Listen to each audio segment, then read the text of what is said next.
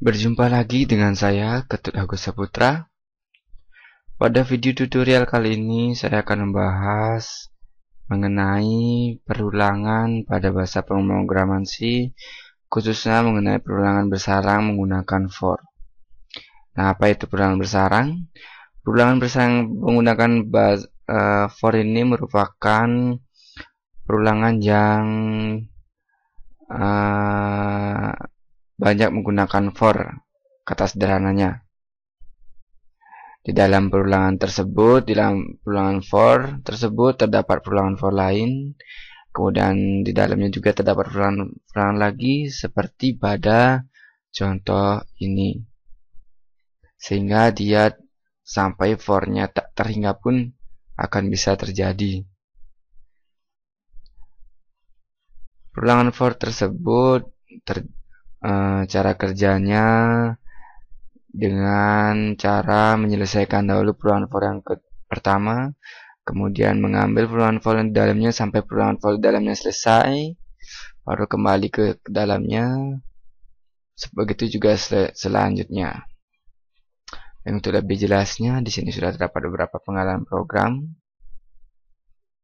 yang coba sebentar akan kita coba dalam bahasa pemrograman C++ menggunakan Visual IDE 2012. Baik, kita create new project,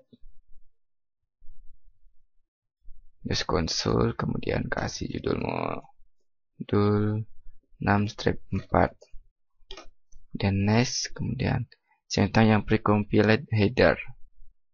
Setelah itu, nah sini sudah terdapat.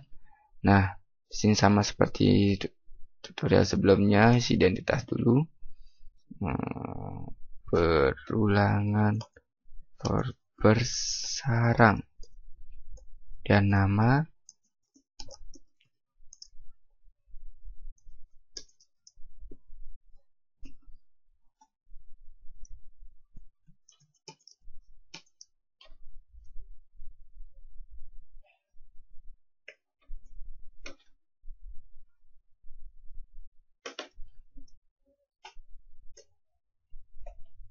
Dan setelah itu include terlebih dahulu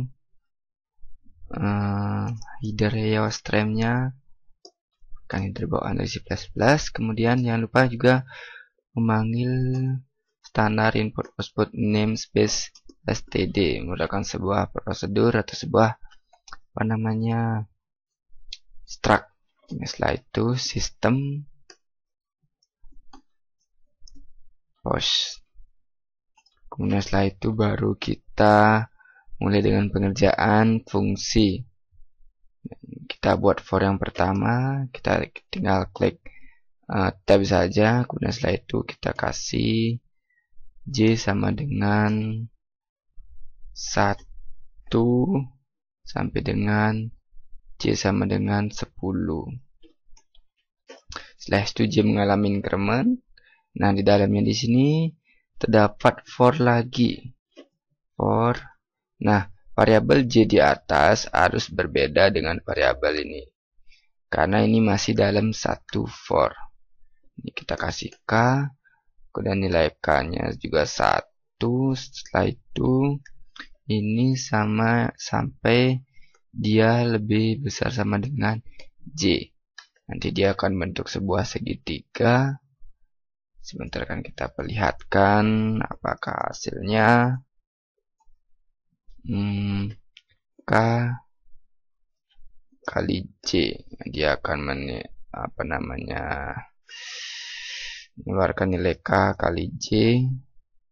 Nah, setelah itu ya, baru kita di sini kasih enter biar dia mau ke bawah. Kalau enggak, dia bakal nyambung ke samping.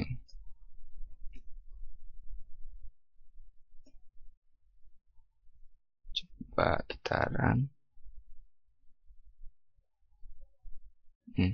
Hasilnya lah seperti ini. Perulangan ini sama dengan ini. Sudah benar. Kita analisis lagi. Nah, perulangan pertama C sama dengan 1.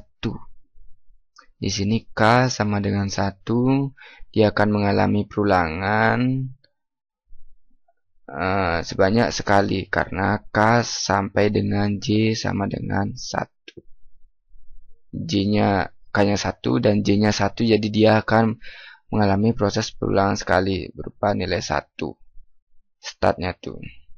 Kemudian setelah itu, perulangan ini akan menentukan jumlah baris 1, 2, 3, 4, 5, 7, 8, 9, 10. Kemudian perulangan yang di dalamnya akan menentukan deret ke samping. Nah, nilai 2 dan 4 ini diperoleh dari perkalian antara nilai K dan J. Kemudian saya akan jelaskan lagi dengan kondisi yang 2 dan 4. J sama dengan 2. K sama dengan 1. Sampai dengan K sama dengan J. J-nya di sini adalah 2. K pertama. K kali J. 1 kali 2. Dia akan menampilkan nilai 2. Kemudian masuk ke K sama dengan 2. Udah, J-nya kan tetap 2. Baru dia akan menghitung 2J kali K, yaitu 2 kali 2, dia akan menampilkan nilai 4. Kemudian masuk yang ke baris yang ketiga, 369-nya ini, dilihat J sama dengan 3. For di dalamnya ini akan melakukan pengulangan deret ke samping sebanyak 3 kali, mulai dari K sama dengan 1 sampai dengan K sama dengan 3. J-nya di sini menurut 3. Nah, setelah itu K masuk ke perhitungan ini. K sama dengan 1, J sama dengan 3. K 1 kali 3, dia akan menampilkan nilai 3. Kemudian masuk ke K sama dengan 2. J sama dengan 3. K sama dengan 2, J sama dengan 3. 2 kali 3 akan menghasilkan 6. Ini 6-nya. Kemudian masuk lagi yang terakhir adalah K sama dengan 3. Pulang sudah berhenti ini. Tinggal menghitung yang ini aja. J sama dengan 3. Maka dia akan menghitung lagi sekali. 3 kali 3 sama dengan 9. Nah, perulangan sudah berhenti karena dia sudah mencapai kondisi K sama dengan J. 3 sama dengan 3. Maka dia akan kembali ke perulangan pertama. Begitu seterusnya sampai pada kondisi sama dengan 100. Intinya di sini, perulangan ini akan menghasilkan perulangan di dalamnya untuk menentukan baris ke samping. Perulangan baris ke samping ini selesai, baru dia akan menangani perulangan untuk baris ke bawahnya. Begitu seterusnya, sehingga menampilkan posisi seperti ini.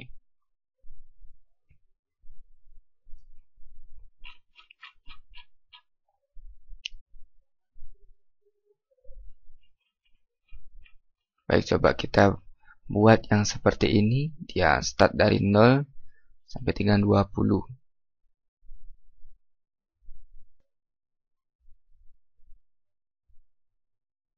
Yang pertama adalah kita harus melihat polanya, yaitu startnya dia itu mengalami penambahan juga dari 1, 2, 3, 4, 5.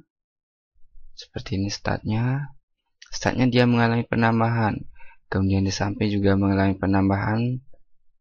Start mengalami increment sekali, samping juga mengalami increment.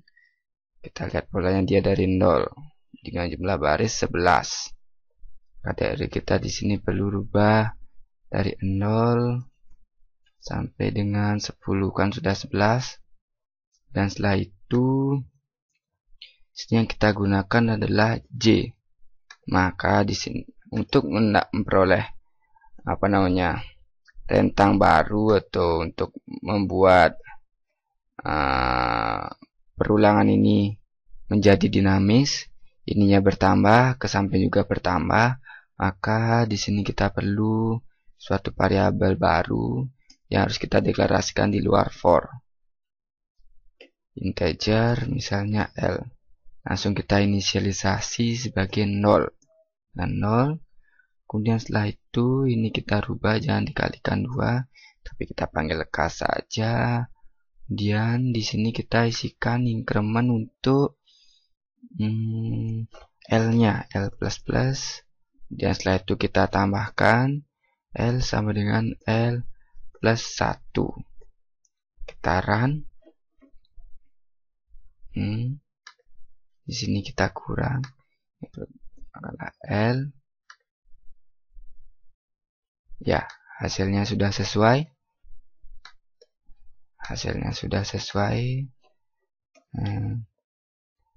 Ini didapatkan dari kita ulang ya, dari 0. 0 ini dapatkan dari J sama dengan 0, startnya dari 0 sampai dengan 10. K dari 0 sampai dengan 10. Nah, untuk mendapatkan pulangan 0, 1, 2, 3, 4, 5, 6, maka start untuk for yang di dalamnya adalah J yang tadi, sehingga dia mampu menghasilkan 0, 1, 2, 3, 4, 5, 6. Nah, untuk increment ke samping, kita hitung polanya. Dia dari 1, 2, 3, 4, 5, 6 sampai dengan 10. Berarti kita di sini perlu membuat agar dia mampu menghasilkan perulangan seperti itu. Mula-mula J sama dengan 0, K sama dengan 0, dia menghasilkan perulangan sekali. Kemudian keluar, L-nya ditambah 1. Increment sekali menjadi 1, kemudian L berubah lagi menjadi L plus 1. Jadi dia sudah menjadi 2. Kemudian masuk ke sini, J sama dengan 1. J sama dengan 1 sampai dengan L sama dengan 2. Berarti dia mengalami proses increment sebanyak 2 kali. Jadi K di startnya dari 1 sampai dengan 2. Ini di akhir jadinya 1, 2. Kemudian masuk yang ketiga. Ketiga, L tadi sama dengan 2 mengalami increment menjadi 3. Kemudian L-nya itu ditambahkan lagi, di segmen lagi dengan L plus 1. Jadi di sini nilainya adalah L sudah menilai 4. Kemudian masuk ke J sama dengan 2. Masuk ke for yang ke samping, menentukan kolom. K sama dengan 2 sampai dengan K sama dengan 4. Nah, inilah akhirnya 2, 3, 4. Nah, begitu seterusnya sampai dia menghasilkan perulangan yang terakhir. Nah, inilah yang disebut sebagai for bersarang. Demikian penjelasan dari saya. Sampai bertemu lagi pada video tutorial berikutnya. Semoga video ini dapat manfaat bagi rekan-rekan yang sedang belajar pemrograman C++. Terima kasih.